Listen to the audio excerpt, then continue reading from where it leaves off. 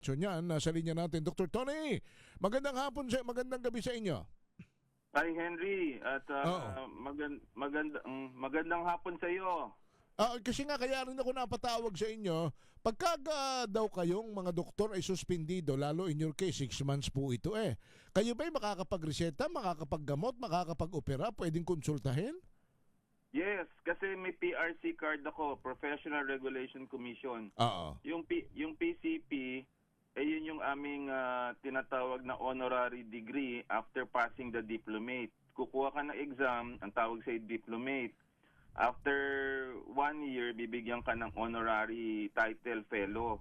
So hindi ko lang ma-avail yung benefits from kung 6 months hanggang December, do hindi pa final kasi June 15 yung aking appeal. Opo. Yung mga convention, mga credits. Pero nakakapag-practice ako. In fact, nag-clinic pa nga ako ngayon sa ospital, dalawang ospital. Okay. So, nakakapag-practice pa ako mga kababayan kasi yung aking PRC card intact po. Wala pong problema. You can come to my clinic po. So, yung inyong lisensya, hindi po yan apektado ng inyong suspension sa Philippine College of Physicians. Ano ba yung Philippine College of Physicians muna pala? Ang Philippine College of Physicians is a prestigious organization of internal medicine specialists, mga espesyalista. So after board exams, kung gusto mo mag-internal medicine, ikaw ay magte-training, ang tawag residency program. Pagkatapos na matapos yung program, kukuha ka ng test, ang tawag doon specialty board. Tapos, pag nakapasa ka doon, diplomate ka. Ang usually passing rate nun, mga 60%. Opo. So, ang tawag sa'yo, diplomate Philippine College of Physicians. After 1 year, pahihinugin yon, bibigyan ka na ngayon ng title, fellow. Pero naipasa mo na yung exam.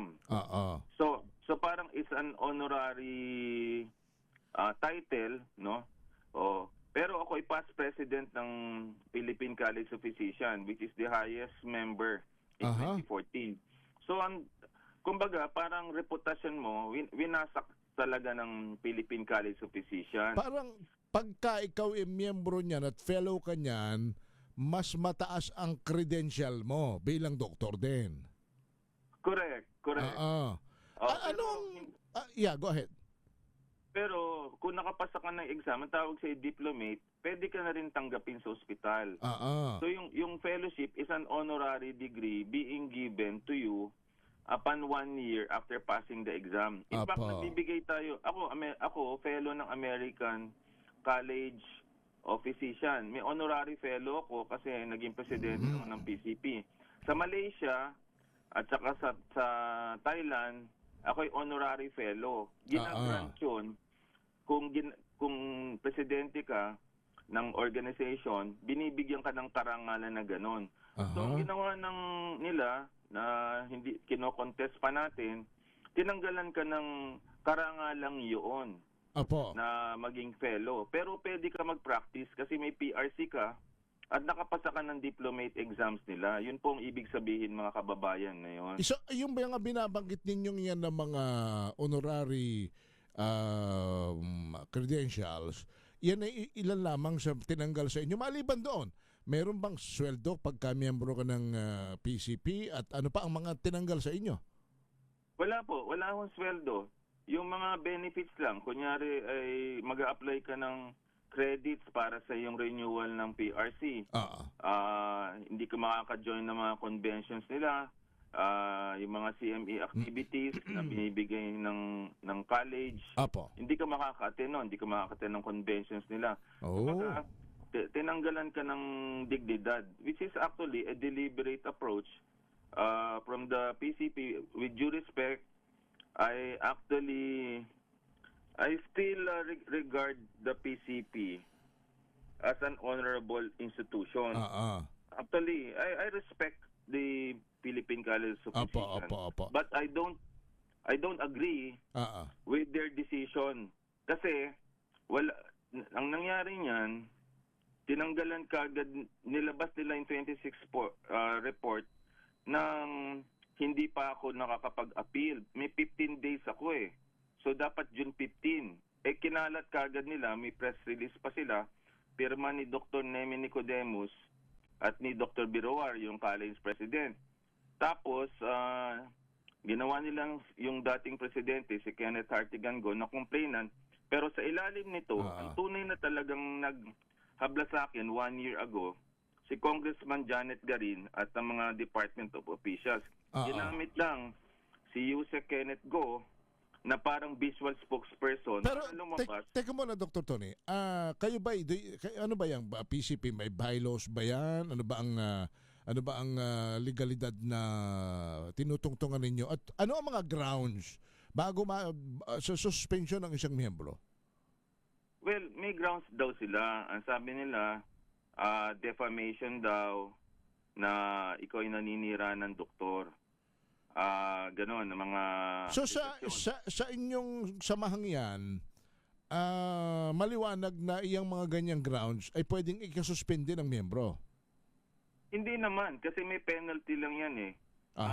Kunyari, first reprimand, second 6 months, then merong code of ethics yan eh. Pero ang problema niyan, yung public circulation of decision, hindi ginagawa yan, internally yan. At usually, ito wala itong fair and just trial kasi wala kaming face-to-face meeting, paper document lang.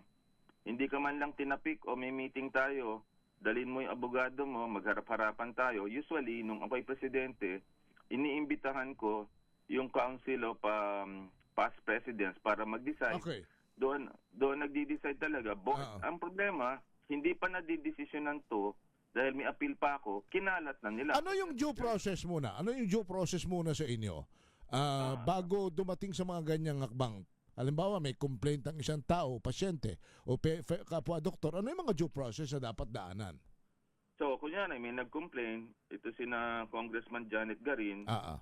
Ito sina Kenneth Go. Ito naman mga ito, na-encounter ko 2016 sa Senate Blue Ribbon ni Senator Gordon. Kinuha akong expert witness dahil ako sanay sa regulatory affairs, dahil ako Pfizer. Ngayon, nakasuhan sila sa Sandigan Bayan at itong sa Quezon City Regional Trial Court na deny. Ako na naman na expert witness.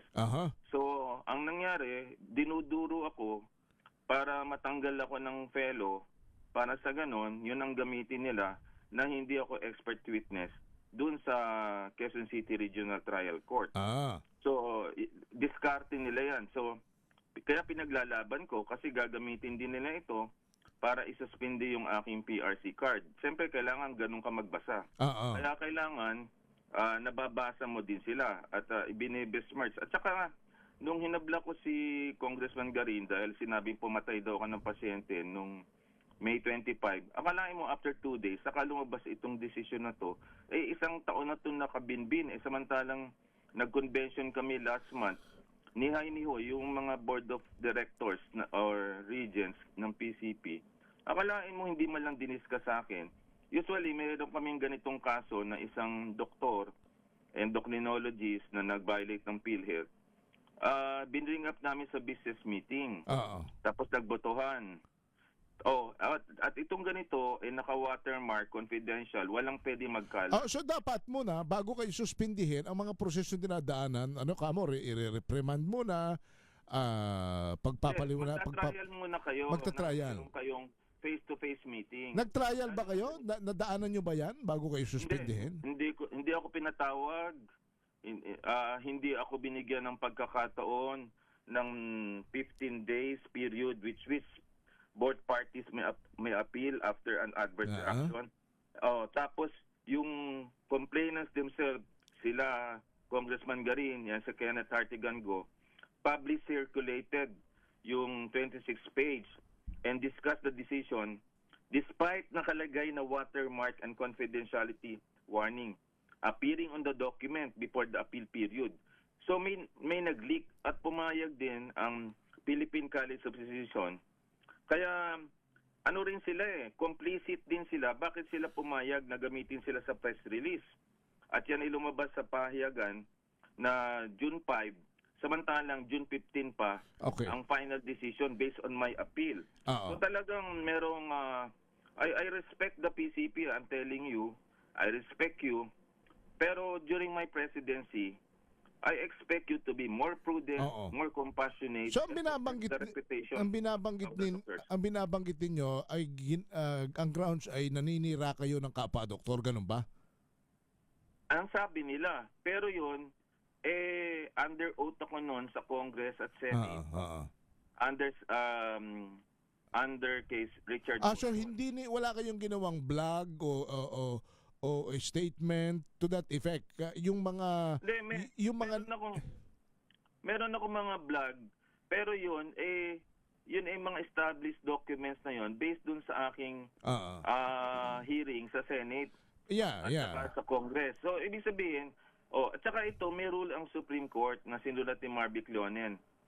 Kung doktor ka, like si Congressman Garin o si Kenneth Artigan Go, may rule, ang accountability, you can exact accountability at hindi yung cyber libel or anything kasi ine-expect mo yon na gawin yun para sila'y tumino.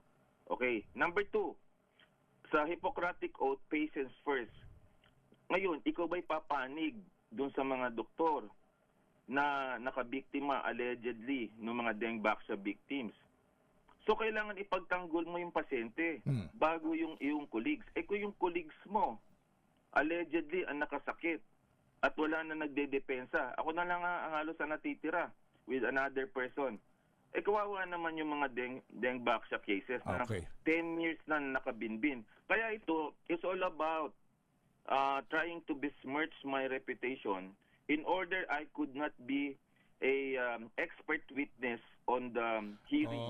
Pero anong ibig sabihin yan? Pag wala na kayong lisensya, pati PRC ninyo tinanggal, hindi na kayo pwede mag-witness sa kaso ng Dengbaksya sa mga foregoing hearing sa Regional Trial Court ng Quezon City. Ganun ba yon? Ay, hindi. May lisensya ako So, pwede. Kasi ang expert witness ko naman, hindi naman dahil sa PCP. Dahil sa aking husay, competence, experience bilang Pfizer Medical Director. Kasi ang ginamit ko dito, yung pinagtatalunan kasi dito, premature kasi ang paglabas ng Dengbaksya, Certificate of Product Registration. Minadali nila, tapos na-order yung gamot, tapos binigay, sinaksak sa mga pasyente, tapos biglang namatay yung mga pasyente. After 1 year, sinabi ng Sanofi, ay nako, hindi pala pwedeng gamitin ito sa mga pasyenteng hindi pa pala na-expose. Teka muna. Zero positive ka. Sa laban ninyong ito, sa nangyayaring yan sa inyo, ano ang inyong talagang nakikitang dahilan at sino ang gumagawa ng dahilan yan para sa inyo? Kahapon, merong intermediary tumawag sa aking abogado. At sabi, pag di daw ako tumigil, may threat, pati hanggang PRC. At mga politiko ko ito, sinasabi ko na sa inyo. Kasi hindi ko babanggitin, pero nung nag-file ako sa ilang cabinet officials noong May 23 at nag-file ako ng ito pong cyber libel kay Congressman Garin, saka na lang po lumabas kaagad itong PCP. Samantalang ito, 1 year na nakabinbin. Nakakabahala po yung coincidence nito. Kaya ang tingin ko, this is a deliberate approach to oppress me and to persecute me without any just judicial process. Ika nga unfair. At saka ang parusa, Henry, hindi fair, hindi measured, at hindi proportionate to what I did. Wala namang crime akong ginawa. Hindi ako nagnakaw. Wala akong nilabag. Ang ginawa ko lang is to defend the truth and for the kids and justice. Tapos ginawa nila yon. That is very unfair. Pwedeng kung gawin yon sa isang past president, pwedeng gawin yan to any other member kung hindi ka lalaban. Sabi ninyo may threat kayo? Ano yan? May nananakot ba sa inyo? Papatayin? Patatahimikin? May mga ganyan na bang anggulo? Implied, sir. Implied po. Kaya binabanggit ko na po. Ang sabi, they will do all the works. At ang pangalan daw, sasabihin ko na sa inyo, binigay ang pangalan, pero ang pangalan daw nung intermediary ay Ken over the phone lang nakausap. Aha. So, mga kababayan, sinasabi ko lang sa inyo, ako ho ay may threats ho ngayon regarding this particular case. Teka muna, ipa-plus ko lang ito, Dr. Tony. Flash Report. Flash Report! Dr. Tony Leachon, eksklusibo pong nagsabi dito sa ating programang Balansyado na mayroon na siyang threat na lilikidahin. Ganyan ba, Dr. Tony? Tama? May threat po at they will ang banggit po ay they will do all the works Aha. including my PRC card. Tatanggalan ka ng lisensya. They will do all the works, so hindi daw ako tatahimik at hindi tatanggapin yung 6 months suspension ng PhilHealth. So hanggang PRC card pa lang naman, hindi yung tipong yung iba pinadadala ng mga itim na laso, bulaklak. Hindi. At least sinabi na sa'yo ng isang tao eh. Eh di yun na rin yun. Kung ano man yun. Aha. Eh teka muna, yung threat ninyong yan na nakanin nyo, yun na yun. Ibig sabihin, talagang banta na sa buhay ito. Ay, yun na yun. And ang tawag the works eh. Aha. Ano ba yung the works? Okay. Eh mag-iingat kayo. Eh paano ba ito? Ito ba'y magpapatahimik sa inyo? Ang pamilya ba ninyo, hindi kayo pinauurong, tumahimik na lang, magbakasyon na lang tayo somewhere, hayaan mo na lang yan. Bakit ba ayaw ko pang maglaylo na lang? Hindi naman yan makabubuti. May mga ganyan ba? Paano ang inyong trato rito at magiging desisyon? Okay, 2 days ago, sabi ng aking asawa si Marge at ang anak ko na nasa UK na doktor, pinapaatras ako. Pero nung nakita nila yung reputasyon ng pamilya, Leachon kasi ang apelido nila, hindi nila hahayaan yan. Sabi ko, mga anak, kay Marge, point of no return ito.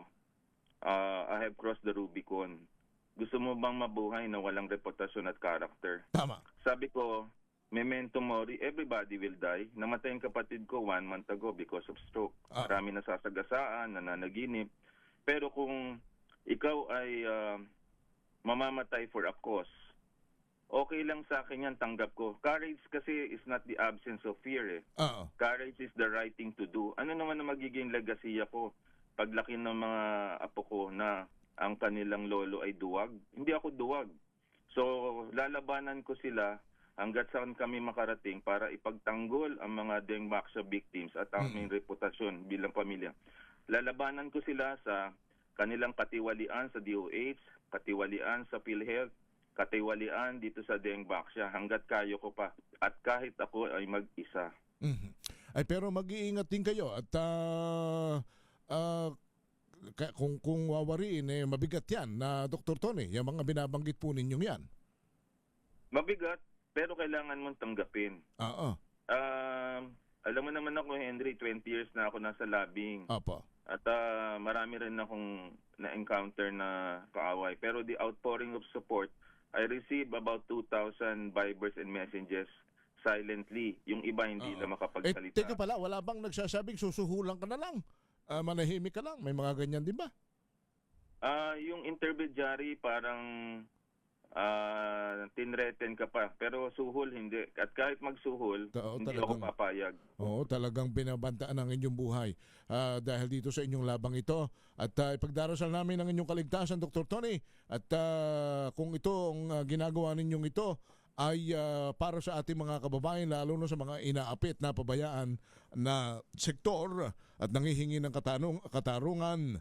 Lagi naman tayong may kasabihan, dyan man sa inyo sa Mindoro, sa atin sa Batangas, sa Quezon, lagi tayong may kasabihang walang mabuting pinabayaan, Dr. Tony. Tama yun, Henry, at maraming salamat sa pagkakataon nito. Thank you. Dr. Tony, mabuhay ka. Salamat po. Magandang gabi. Si Dr. Tony Leachon.